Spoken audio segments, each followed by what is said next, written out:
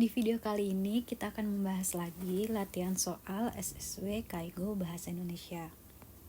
Pertanyaan pertama, apa penyakit yang dapat terjadi melalui infeksi udara? A. Norovirus, B. Campak, C. Influenza, D. O157. Jawaban yang benar adalah B. Campak. Pembahasannya, jadi ada beberapa jenis jalur infeksi. Ada infeksi droplet, infeksi udara, dan infeksi kontak.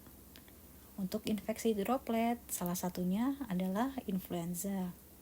Sedangkan dari jenis jalur infeksi udara bisa terjadi adalah tuberkulosis, campak. Dan untuk infeksi kontak yang bisa terjadi adalah norovirus dan O157. Pertanyaan kedua, pilihlah pernyataan yang benar mengenai kewaspadaan standar. A. Seluruh sekreta, ekskreta, luka, dan lain-lain dari pasien diperlakukan sebagai sesuatu yang berisiko infeksi. B. Jika memakai sarung tangan, maka tidak perlu cuci tangan. C. Masker digunakan dengan menutup dari hidung sampai mulut. D. Sarung tangan sekali pakai dibuang tanpa membalik sisi kotor. Mana pernyataan yang benar?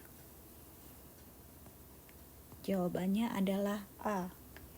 Seluruh sekreta, ekskreta, luka, dan lain-lain dari pasien diperlakukan sebagai sesuatu yang berisiko infeksi. Kenapa B, C, dan D jawabannya salah? Kita ulas satu-satu ya. Nah, untuk yang B tadi kan jika memakai sarung tangan maka tidak perlu cuci tangan. Itu salah karena yang benar adalah cucilah tangan sekalipun kita memakai sarung tangan. Nah, di bawah ini merupakan contoh benda yang dapat digunakan sebagai alat perlindungan diri. Ada sarung tangan, celemek plastik, dan masker. Kemudian yang jawaban C. Kenapa jawabannya salah? Karena cara menggunakan masker yang benar adalah menutup dari hidung sampai dagu.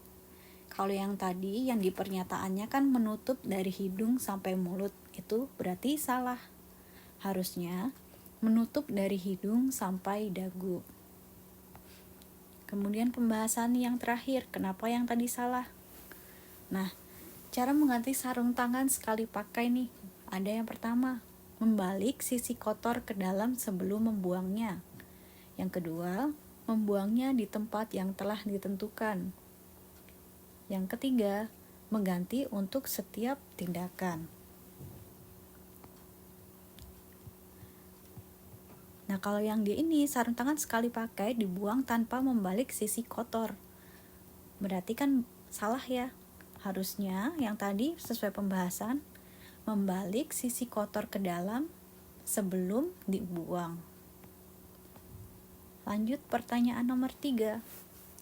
Pilihlah pernyataan yang tidak tepat mengenai urutan mencuci tangan dengan air mengalir. A.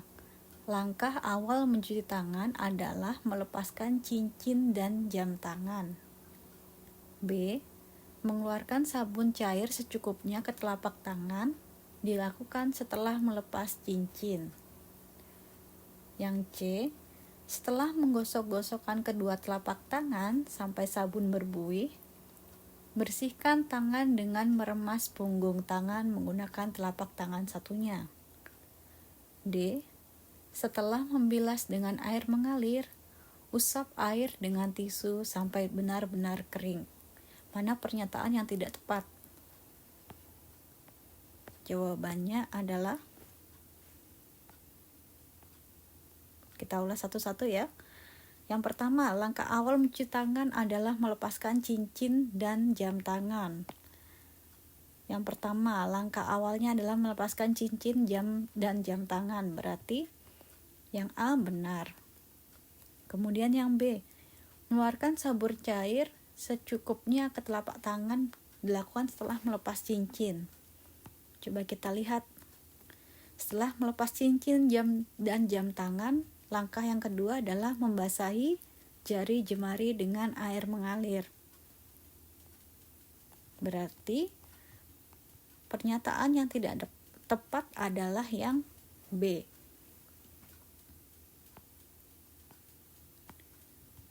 Ini bisa dilihat dari modul di halaman 35, karena pernah ada di bagian modul halaman 35 ini yang keluar dalam ujian.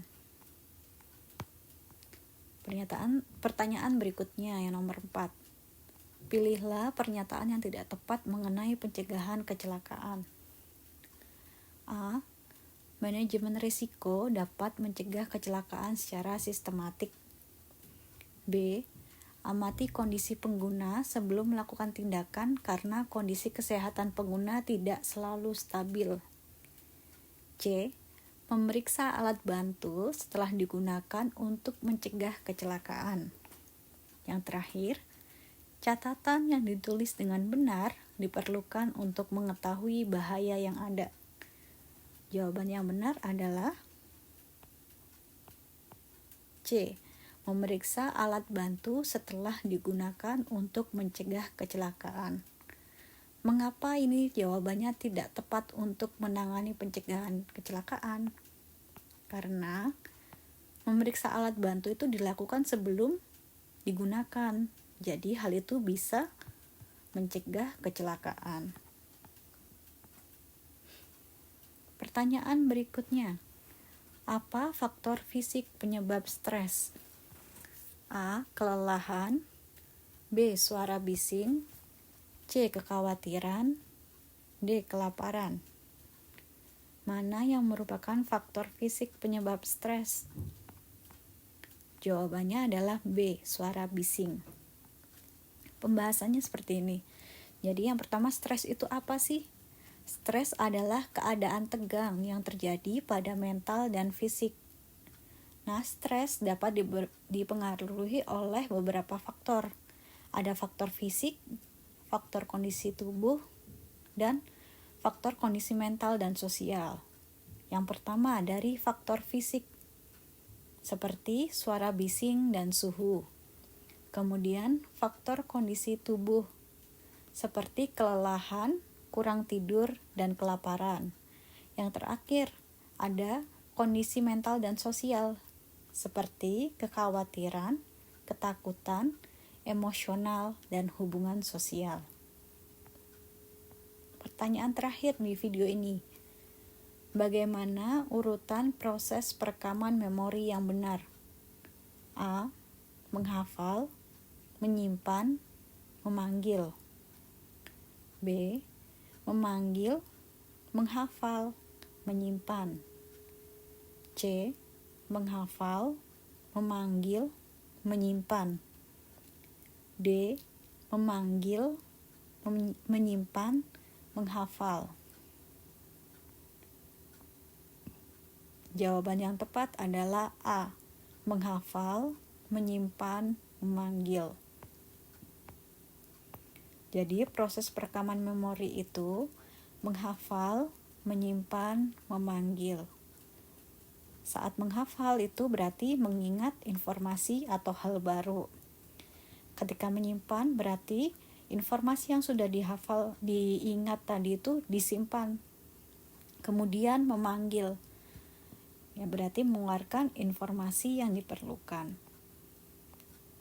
Untuk teman-teman yang butuh latihan soal gratis, silakan DM di Instagram ini. Jangan sungkan-sungkan, nanti saya kasih tag akses ke Google Drive-nya. Terima kasih.